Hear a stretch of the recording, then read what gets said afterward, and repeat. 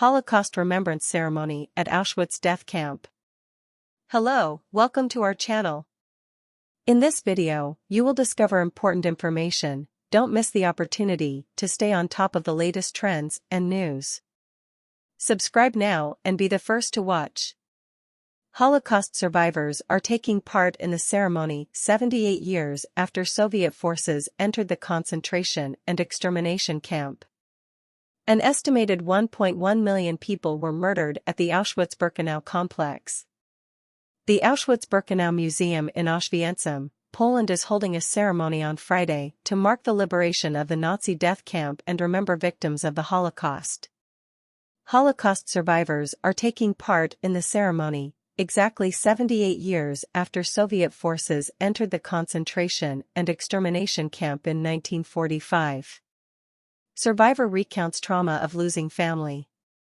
Eva Umlauf, who was born in 1942, was one of the youngest survivors of the camp. She said during the event Friday that only her mother, sister, and herself survived the Nazis, but the rest of her family was murdered. "For me, Auschwitz is a traumatizing part of my biography," Umlauf said.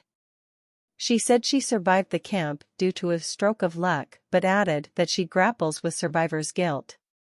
Some 1.1 million people were murdered at the Auschwitz complex, which began operation in May 1940.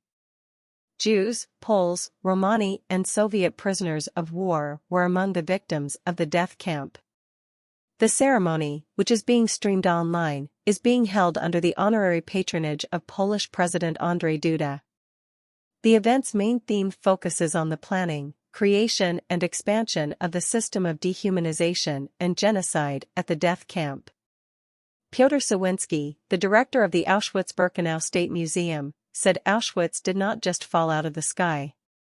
Auschwitz emerged out of the lust for power and megalomania, he said, referring to the Nazi regime. Other guests at the event in Poland include Doug Emhoff, the husband of U.S. Vice President Kamala Harris. Russian officials have not been invited to the event amid the invasion of Ukraine. UN chief, Holocaust survivor, to speak at New York City event. The UN General Assembly has designated January 27 as International Holocaust Remembrance Day, to commemorate the liberation of Auschwitz and remember the 6 million Jews who were murdered, along with other victims of Nazism.